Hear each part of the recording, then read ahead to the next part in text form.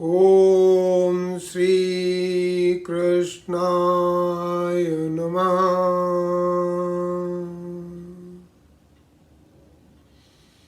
श्रीमद् भगवद गीता चतुर्थोध्याय। हम श्लोक 15 तक कर चुके हैं और आज हम 16 से आगे के श्लोक करेंगे। आज सोमवार 11 जनवरी 2021 है। हम पहले 16वां श्लोक लेते हैं, पढ़ते हैं। किं कर्मेति कव्योऽप्यत्र मोहिता तते कर्म प्रवक्ष्यामि यज्ञात्वा मोक्षसे शुभात्। यहाँ भगवान बोल रहे हैं कि किम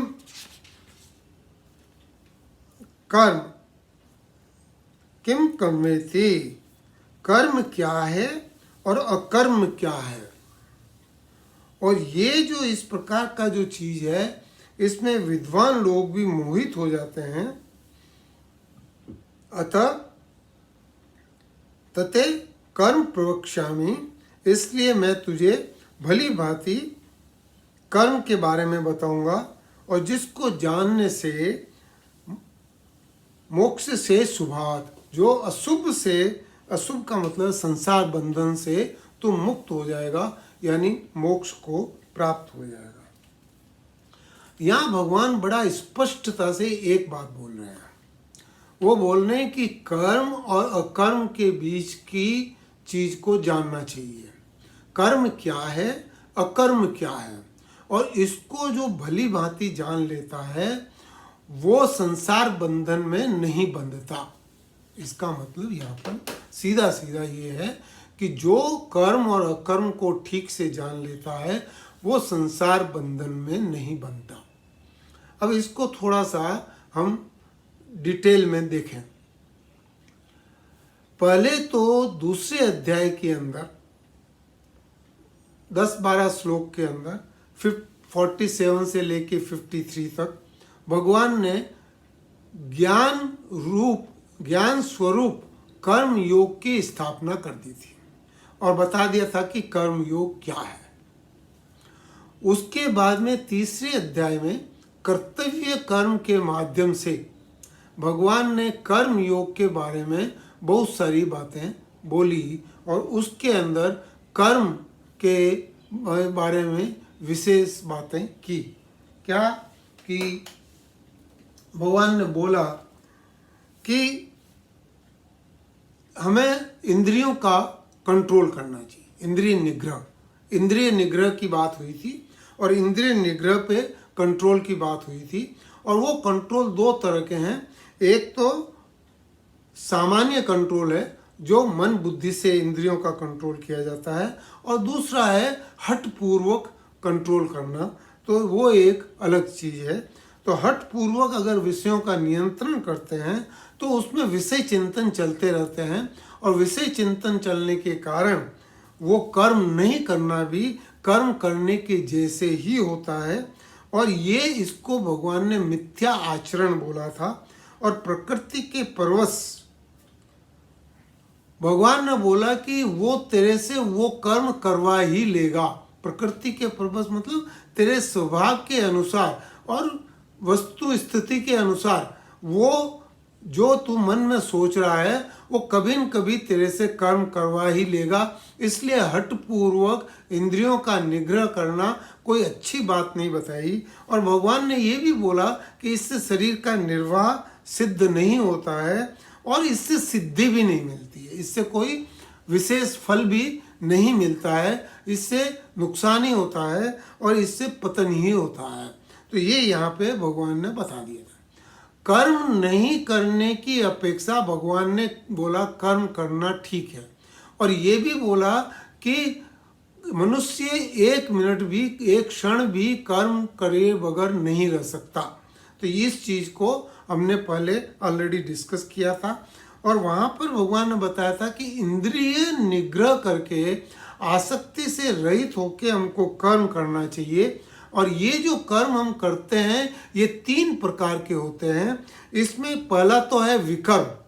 विकर्म वो हैं जो शास्त्रों से विहित हैं और जिनको करने से पाप लगता है या जो सिद्धि को प्राप्त नहीं होते हैं। और निषेध कर्म है, पापों की वृद्धि होती है, कर्म में आदमी बनता है, संसार में आदमी बनता है।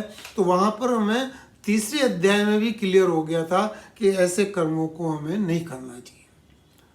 दूसरी तरह का कर्म है सत्कर्म।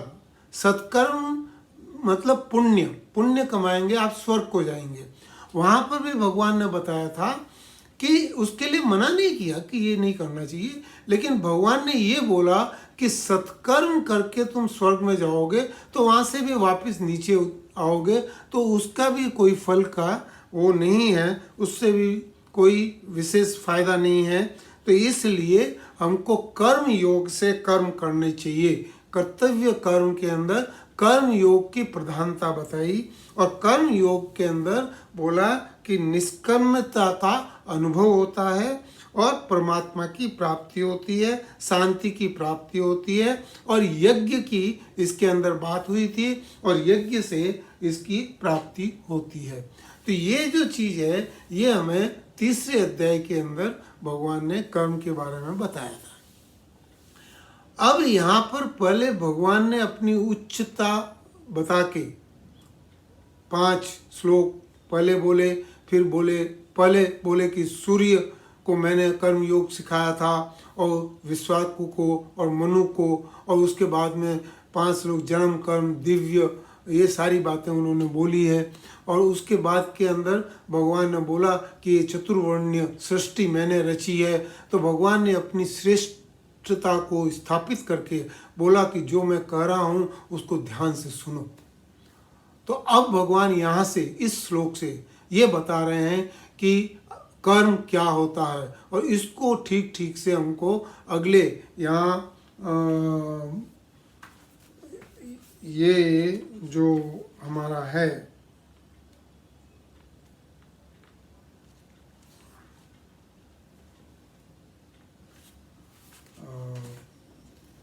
15वें श्लोक से लेके 23 श्लोक तक भगवान कर्म योग की विशेषता बताएंगे और कर्म योग के बारे में खास पॉइंट बताएंगे जिनको हमें समझने की जरूरत है।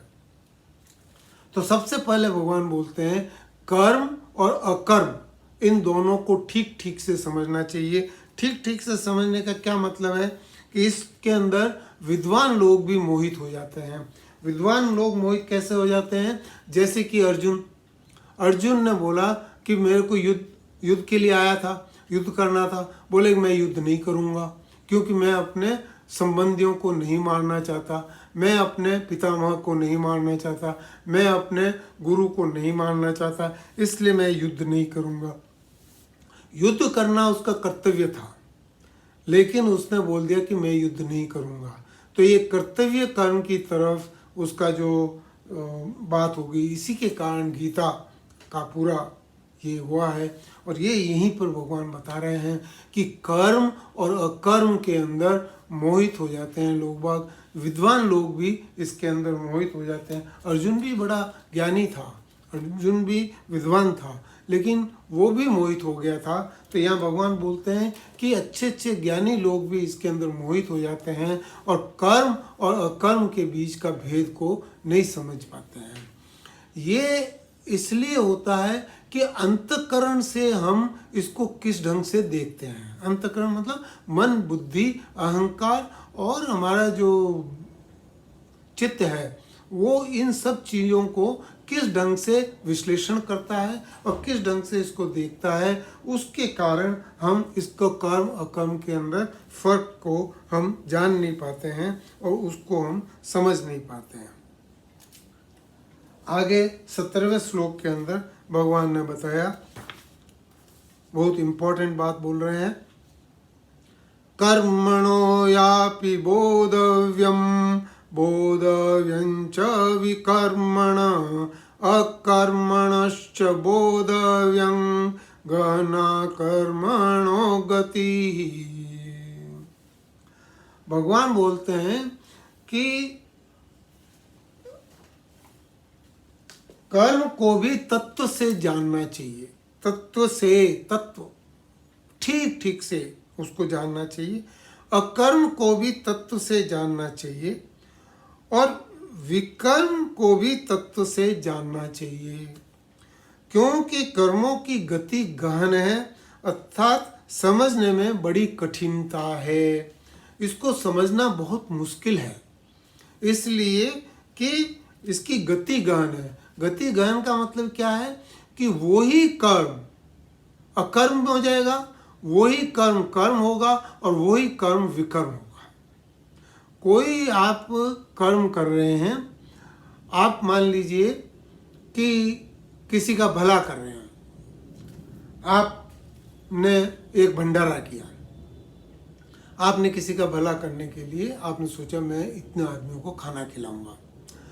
अब भंडारा किया, आपने उनको अच्छे से खाना खिला दिया, उनकी बढ़िया सी सेवा हो गई, तो उसके अंदर ये बिल्कुल सात्विक हो गया। इसके अंदर कोई आपकी विशेष इच्छा नहीं थी, कोई विशेष वो नहीं था, आपका सिर्फ यही था कि इनको खाना खिलाना है, आपने खाना खिला दिया, तो ये सात्विक हो गया। लेकिन मान लीजिए कि आपने अपनी कोई इच्छा दबा के और आपने ये काम किया है, तो आपने सोचा कि मेरा नाम हो, आपने सोचा कि मेरे को पुण्य मिले, आपने सोचा कि मेरे काम मेरा हो जाए, इसके लिए मैं भंडारा कर रहा हूँ, तो ये जो है ये राजसिक हो गया। और ये राजसिक होने के कारण ये आपको आपका नाम मिलेगा, आपको आपका काम मिलेगा, आपको जो करना है वो हो जाएगा, लेकिन इसके अंदर ये, और अगर मान लीजिए कि इसके अंदर आपका उद्देश्य किसी का नुकसान करने का है, तो यही कर्म, जो यही भंडारा और किसी को नुकसान करने के लिए या किसी का दिखावा करने के लिए कि ऐसा कि उसको नुकसान हो, उसको दुख पहुँचे, तो यही कर्म आपका जो है वो विकर्म हो जाता है। तो यहाँ पर ये जो चीज़ है इसको ठीक ठीक से जानना बहुत मुश्किल है, इसलिए भगवान ये बोलते हैं कि हमको कर्म को भी समझना चाहिए और विकर्म को भी समझना चाहिए और अकर्म को भी समझना चाहिए, क्योंकि कर्म की गति जो होती है, कर्म में जब आप लगे हुए होते हैं तो आपको ये चीज़ सोचने का टाइम नहीं मिलता है और उस समय आप गलत कर जाते हैं, क्योंकि ये जो कर्म है ये कामना जनित होता है और ये कर्म क्रिया फलजनक होने के कारण कामना बढ़ने पर विकर्म हो जाता है। कामना जब आपकी बहुत ज़्यादा होती है, किसी विकर्म पाप हो जाता है और कामना का सर्वथा नाश होने से ये अकर्म हो जाता है। तो ये कामना जो है ये चेष्टा, कामना मतलब चेष्टा, ये जो चेष्टा है ये आपके अंतःकरण में होती है और अंतःकरण में कैसी चेष्टा है, कैसे जो उसके माध्यम से जो आप काम करते हो तो उसके हिसाब से ये वही कर्म अकर्म भी हो जाता है, वही कर्म विकर्म भी हो जाता है, वही कर्म कर्म हो जाता है। तो ये जो चीज़ है इसको ठीक ठीक से समझने के लिए भगवान यहाँ पर बोल रहे हैं कि इसको समझना चाहिए, क्योंकि इसकी जो गति है वो गति गहन है।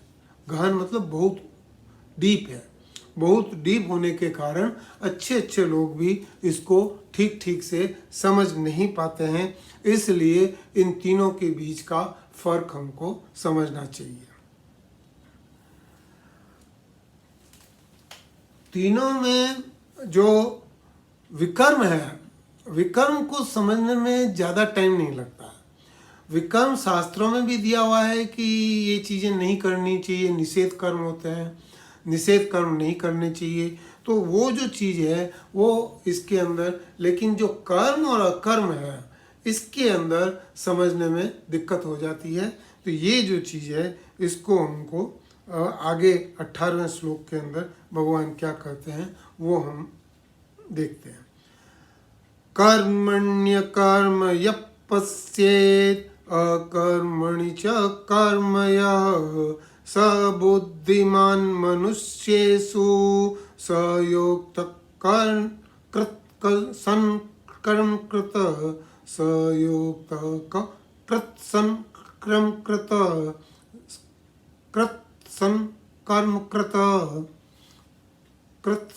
कर्म कृतः। इसका मतलब ये है कि जो मनुष्य कर्म में अकर्म को देखता है और अकर्म में कर्म को देखता है वह मनुष्य बुद्धिमान है और वह योगी है और संपूर्ण कर्मों को करने वाला है। जो कर्म में अकर्म को देखता है और अकर्म में कर्म को देखता है, बोला कि ऐसा जो मनुष्य है वो बुद्धिमान है और वो जो है वो योगी है और वो संपूर्ण कर्मों को ठीक से कर सकता है, कृतकृत्यश्च। तो ये जो चीज़ है ये यहाँ पे बताई है। अब बात ये आती है कि कर्म में अकर्म को कैसे देखें और अकर्म में कर्म को कैसे देखें। तो पहला तो प्रश्न यही उठ जाता है कि कर्म अलग है, अकर्म अलग है। कर्म का उल्टा अकर्म है, इसलिए इसके अंदर तो कोई खास बात तो है नहीं। इसके अंदर तो बिल्कुल सही है कि जो काम करता है वो कर्म है, जो नहीं करता है वो अकर्म है। तो जो नहीं करता है वो अकर्म है, तो फिर इसके अंदर नहीं करते में करता कैसे देखेगा और करते में नहीं करता कैसे देखेगा। अब ये जो चीज है इसको हमको ठीक ठीक से समझना पड़ेगा। समझना ये है कि कर्म जो होता है वो कर्म फल को प्रदान करता है। जब मैं कर्ता भाव नहीं रखता हूं, जब मैं फल की इच्छा नहीं रखता हूं, जब मैं कर्म में लिप्त नहीं होता हूं, तो उस चीज को अकर्म बोला गया है। कर्म करते हुए भी वो अकर्म हो जाता है।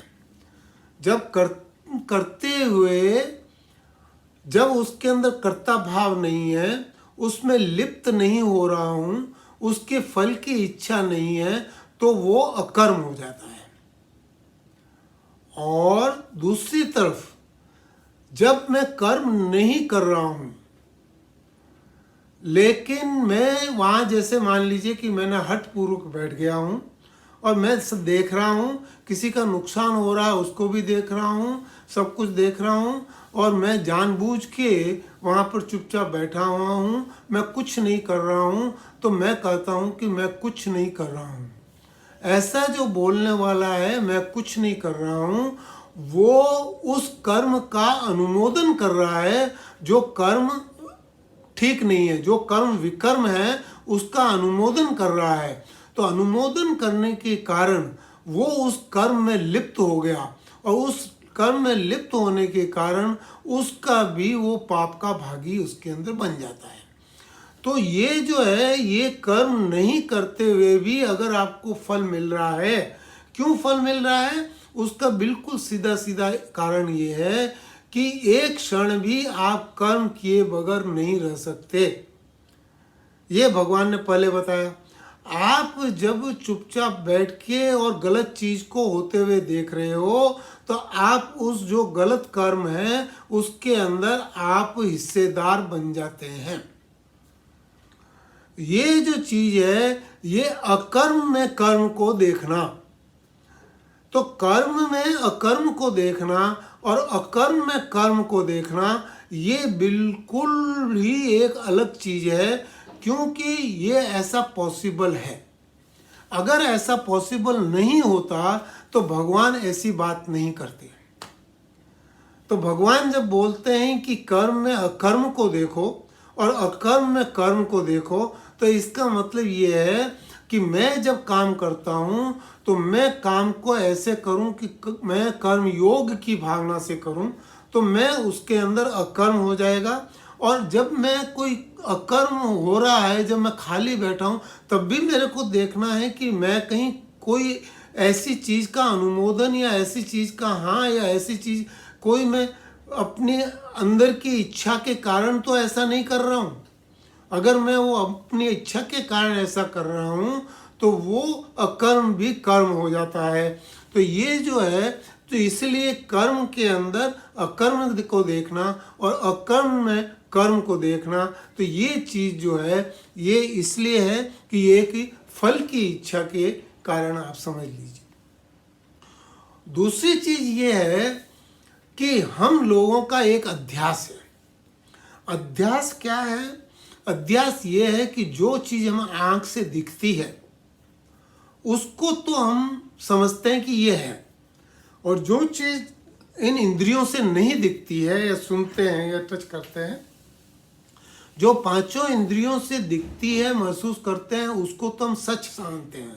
लेकिन जो पांचों इंद्रियों से नहीं दिखती है उसको हम असत्य मानते हैं। ये जो हमारा है ये मिथ्या ज्ञान है। मिथ्या ज्ञान इसलिए है क्योंकि ये जो इंद्रियां हैं ये आपस में एक दूसरी चीज देखती है। जैसे कान है, ये देख नहीं सकते हैं, सिर्फ सुन सकते हैं। आँख है, सिर्फ देखती है, इसको बाकी चारों चीज़ें ये नहीं कर सकती। जिह्वा है, ये रस को ग्रहण करती है, बाकी चीज स्किन है, स्पर्श है, ये रस को ग्रहण नहीं करती है।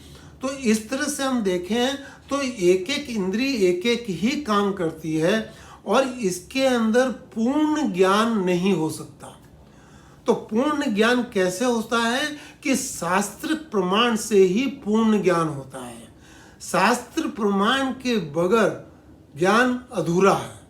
तो जो भी ज्ञान है वो ज्ञान आपका मिथ्या ज्ञान है। ये दूसरे चैप्टर में भगवान ने बता दिया था, ये मिथ्या ज्ञान है। इसलिए इसको समझने की हमको कोशिश करनी चाहिए बार बार।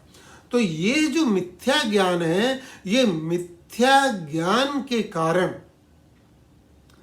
हम कई बार कर्म में अकर्म को नहीं देख सकते और अकर्म में कर्म को नहीं देखते, क्योंकि ये मिथ्या ज्ञान है। जो मिथ्या ज्ञान को हटाना पड़ेगा। तो मिथ्या ज्ञान जब हट जाएगा, मतलब शास्त्रों के प्रमाण से जब हट जाएगा, जब हम समझेंगे कि भगवान ऐसा बोल रहे हैं तो इसका मतलब इसके अंदर कुछ सत्यता है, इसके अंदर कुछ सत्य है, तो उसको मेरे को समझना है। तो इसलिए जब हम उस मिथ्या ज्ञान को हटाएंगे तो हमारा अध्यास हट जाएगा, और अध्यास हट जाएगा तो हमारे से कोई भी पाप नहीं होगा, हमारे से पुण्य भी नहीं, और हम कर्तव्य कर्म को ठीक ठीक से कर पाएंगे। तो हम जो भी कर्म करेंगे वो कर्म अकर्म हो जाएंगे। तो ये जो चीज़ है ये हमको इसके अंदर समझना चाहिए। तीसरी चीज़ ये है कि कई लोग ये समझते हैं कि अगर कर्म हुआ है तो उसका फल होगा।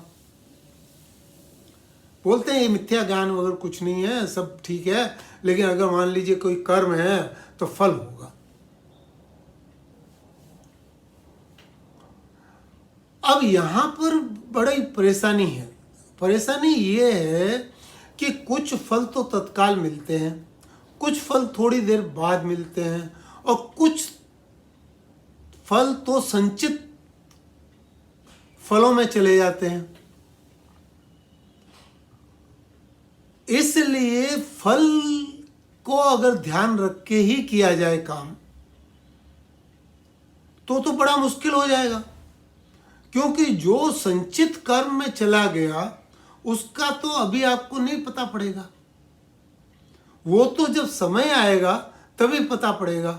जैसे कि कोई चोर चोरी करता है, उस समय नहीं पकड़ा गया, तो नहीं पकड़ा गया तो वो उसका कर्म जो था, उसका जो फल है वो अभी संचित में चला गया।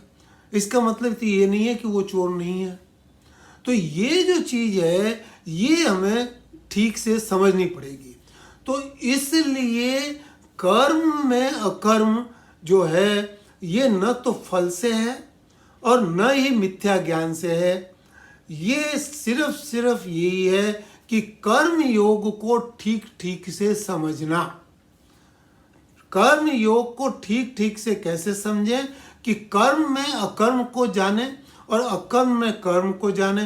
तो ये जब हम जानेंगे, कर्म में अकर्म को जानेंगे और अकर्म में कर्म को जानेंगे, तब हमको पता पड़ेगा कि हम बुद्धिमान हैं, तभी हमें बुद्धिमान कहा जाएगा। वही भगवान बोल रहे हैं कि जो ऐसा समझता है, जानता है, वह योगी है। और वो कृतकृत्य का जो भाव है, कृतकृत्य का भाव है, ये त्रिपुटी है। त्रिपुटी का मतलब ये है कि जो करने वाला है और जो काम है और जो काम करने का जो प्रोसेस है, ये सारे चीज़ें एक हो जाती है। मतलब कि वो आदमी ये समझता है कि मैं तो बड़ा, मेरे को सुख मिला, आनंद मिला। तो ये जो चीज़ है, ये कृतकृत्य की भावना से होता है। कर्म योग करने से जब काम करते हो और काम का जब संपूर्ण हो जाता है, और उसके बाद में जो कृतकृत्य की भावना होती है, वो भावना यहाँ पर बताई है। तो वो जो है वो उसी को मिलता है जो कर्म में अकर्म को समझता है और अकर्म में कर्म को जानता है। तो ये कर्म और अकर्म कोई आपस में विपरीत ज्ञान नहीं है। कई लोग ये समझते हैं ना, जैसे अंधकार और रोशनी, रोशनी अंधकार ये विपरीत है। प्रकाश में अंधकार रह नहीं सकता और अंधकार को अंधकार मिटा नहीं सकता। तो इसलिए ये तो बिल्कुल ही विपरीत है। लेकिन ऐसा कर्म अकर्म में नहीं है। कर्म का विपरीत अकर्म नहीं है और अकर्म का विपरीत कर्म नहीं है। जो हमारी प्रकाश और अंधकार को लेके जो हमारी भावना है, उस भावना को कर्म में नहीं लगा सकते। उस भावना को कर्म में लगाने से हम अल्प बुद्धि वाले हो जाएंगे। तो इसलिए इसको ठीक ठीक से हमको समझना पड़ेगा। इसमें राम सुखदास जी बोलते हैं कि कर्म करते हुए निर्लिप्त रहना, अर्थात कर्तव्य अभिमान और फल इच्छा न रखना, कर्म में अकर्म को देखना है। निर्लिप्त रहते हुए अर्थात कर्तव्य अभिमान और फल इच्छा का त्याग करके कर्म करना, अकर्म में कर्म है। इन दोनों से ही कर्म योग की सिद्धि होती है। कर्म योग में ही सिद्धि जो है, जो कर्म योग दूसरे अध्याय के अंदर भगवान ने स्थापित किया था, उसमें कर्म से अकर्म की तरफ जाना, ये भी कर्म योग है। और अकर्म से कर्म की तरफ जाना, ये भी कर्म योग है। इससे हमारी सिद्धि होती है। और कर्म योगी कर्म करते हुए अथवा न करते हुए प्रत्येक अवस्था में निर्लिप्त रहता है। तो ये प्रत्येक अवस्था में वो निर्लिप्त रहता है, ये यहाँ पे बताया गया है। तो ये जो चीज़ है, ये हमें समझना है। तो फल से कर्म को रिलेट ना करें। मिथ्या ज्ञान, क्योंकि ज्ञान के अंदर हम मोहित हो जाते हैं, तो मिथ्या ज्ञान से भी कर्म से निर्लिप्त नहीं रखें। सिर्फ कर्तव्य कर्म का ध्यान रखें, कर्म योग का ध्यान रखें और कर्म को भी पहचानने की कोशिश करें, अकर्म को भी पहचानने की कोशिश करें। और कर्म में अकर्म को देखें और अकर्म में कर्म को देखें। तो ऐसा जो करता है वो बुद्धिमान मनुष्य है, वो कर्म योगी है, वो कृतकृत्य या ये बोले संसार बंधन से वो मुक्त है, ऐसा भगवान उसको बोल रहे हैं। तो इसको हमको, ये तीनों श्लोक जो हैं बहुत बहुत इम्पोर्टेंट हैं और ये साधकों के लिए बहुत ही इम्पोर्टेंट है। इसको ठीक ठीक से समझना बहुत मुश्किल है, बहुत डिफ़िकल्ट है। तो इसलिए इसको हमको बार बार इसका विवेचन करना है। आगे की कुछ श्लोक हैं, वो इसको 23 श्लोक तक ये पूरा इसको बताएंगे और उसके बाद में भगवान कर्म योग की एग्जाम्पल्स भी देंगे, 12 एग्जाम्पल्स। तो इन सबको समझने के बाद में हमको समझ में आएगा कि कर्म में अकर्म क्या होता है, अकर्म में कर्म क्या होता है। लेकिन यहाँ पर सीधी सीधी तरह से बात ये है कि हमें कर्म, अकर्म और विकर्म के बारे में ठीक ठीक से समझना चाहिए। और इसको क्यों ठीक समझना चाहिए? क्योंकि इसकी गति जो है वो बहुत महान है। गति महान का मतलब तेज है, मतलब कि वो जब होता है तो हमको पता नहीं पड़ता है कि कब कर्म का अकर्म हो गया, कब कर्म का विकर्म हो गया, ये हमको पता नहीं पड़ता है। जो पता नहीं पड़ता है वो गहन गति कहलाता है। तो ये जो चीज़ है कर्म करते हुए हमें समझ में नहीं आता है, तो वो जो चीज़ है उसको ठीक ठीक से जानने के लिए हमें समझना पड़ेगा, हमें भगवान की इस बात को ठीक ठीक से समझने का प्रयत्न करना चाहिए। राम राम।